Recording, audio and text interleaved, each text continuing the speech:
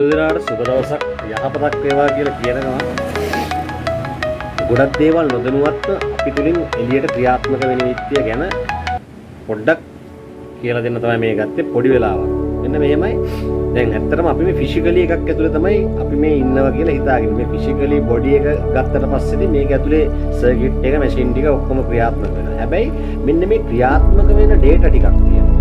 හැබැයි ඒක ඒ ක්‍රියාත්මක වෙන ඩේටා ටික ඕගොල්ලෝ හරියට ඇප්ලයි කරගත්තොත් හරියි. නැති වුණොත් මොකද වෙන්නේ කියන එක ඕගොල්ලොම හිතලා බලන්න. ඒ කියන්නේ කුසල් අකුසල් ලාභ නින්දා අපහාස යස ආයස කියලා මේ වගේ ටිකක් මේක ඇතුලේ සක්‍රිය වෙනවා. හැබැයි ඒ තුලින් හැමෝම මේ ජීවත් වෙන සෑම මිනිස්සෙක්ම මොකක් හරි දෙයක් අවසන් අඩභාග වෙනකම් හොයනවා. හැබැයි හෙව්වට වැඩක් නැහැ.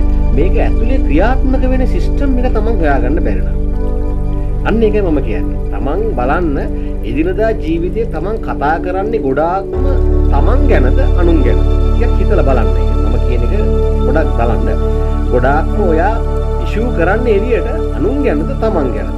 අනුන් ගැන කතා කරන්න ගියොත් ගොඩාක් වෙලාවට ඒක හොයලා බලලා ඒ හොඳ හෝ නරක හෝ ඒක හොයලා බලන්න ගියොත් එහෙම ගොඩාක්ම තමන් කරලා තියෙන ඒක නම් තමන්ට එන්නේත් ඒකම තමයි. තමන් හැම විශ්සේම සපෝට් කරන්නේ ඒකටම තමයි. හැබැයි තමන් කරන්නේ තමන්ගේ දිහා තමන් හොඳට නිරීක්ෂණය කරගෙන ඉන්නවනම් තමන්ට අන්නර කියන දේ තමන්ට මෙන්න මේ ප්‍රඥාව කියන එක ටිකක් තමන්ට ලබා ගන්න පුළුවන් සිස්ටම් එකක් තියෙනවා. මම මෙහෙම කියන්නේ මේකයි. ඔයා හොඳ කියන එක ඔයා එළියට වැඩියෙන් යනවනම් ඒකම තමයි ඔයාට එන්නේ. හැබැයි ඒ වගේම ඔයා නරක කරනවා කියලා කියනවනම් එළියට යන්නේ නරක ඒකම තමයි තමන්ට එන්නේ. ඒ වගේ මේ හොඳ නරක කියන කරන ක්‍රියාත්මක වෙන හැම දෙයක් තුළින්ම මේ සෙන්සස් හරහා එළියට යනවා මේ කිරණ.